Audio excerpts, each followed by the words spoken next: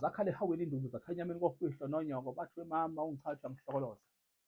South Africa siyanibingelela makhandlela abovu lenyanga kule nyanga egijimisana kakhulu ekhubalweni.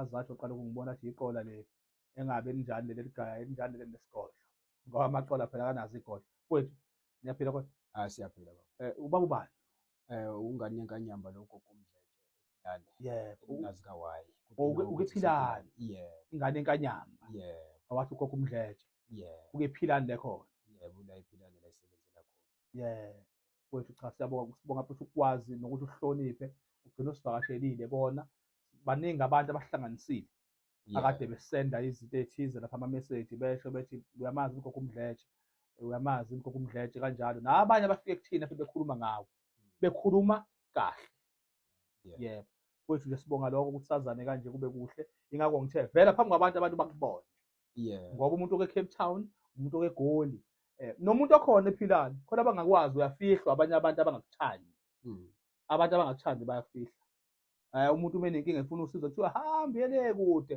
kushiwo umuntu okhona la ngenxa yokuthi akakuthandisisi yes kuba njalo khehla sithanda umsebenzi wakho omuhle abantu abawuncomayo siyamthanda udokotela ukumsondeza ama simbone ukuthi wenza into enhle kubantu udokotela yini adila nayo udokotela lo mina ugogo umdletshe ugeza abantu uyabethela futhi into ayishayayo lento ehlupha abantu kakhulu amanzi amnyama. Okay, amanzi amnyama uyashaya? Ngiyawashaya amanzi amnyama kuze kube ngathi ayifakwe yimina. Yebo, kuphinde futhi ube lapha yasekutheni ngoba ngizwe kakhulu abantu bekhuluma ngendaba yokuhlola.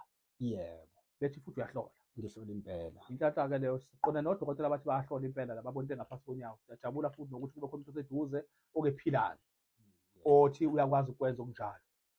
South Africa wena ukephilani ukefolweni ukephi?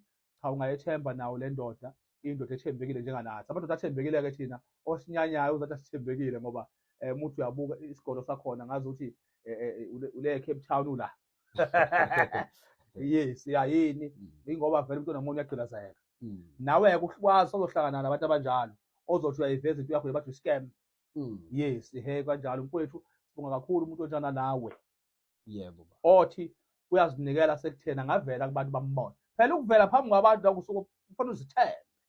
Ngoba uzoqhamuka umuntu othi usile uqhamukele umuntu ofave umngani wakhe athi wena uyabheda kunomngani wakhe ngoba ufave umngani wakhe. Kunjalo. Yes, kunabantu abanjalo la nje ku-media kunzima kakhulu i-media yinhle yimbi. Sibonga nje kanjalo mfowethu ukuthi uthi kumanje into odila nayo kwamanje nje njengoba uJanuwari. Mina ngigeza abantu njengamanje ngibuyisa inhlanhla yabo. Geza abantu ubuyisa inhlanhla elahlekile. Yebo. Izweli ugogo umdletshe ingane enkanyamba. Geza abantu ibuyisa inhlanhla elahlekile. Phinde nomuntu olahlekelwe njani kuyena? Hayi umuntu olahlekelwe ma ukuthi into isanda kuthatheka mina ngiyayimlumba lowo muntu ukuze akwazi ukubuyisa leyo. Kuningi sazokhuluma nawe. Kuningi kakhulu. Ukephilani ubaba? Ukephilani ka-Y? Yebo ka-Y. Number bani? Ise Y2274. Y2274? Yebo. Kwethu bambana baba isandla kulungile mntakakhulu. Ayikho inkinga. Inamba? Inamba engitholakala yona u068 068 190 190 2106.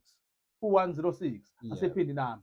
068 068 190 190 2106. 2106.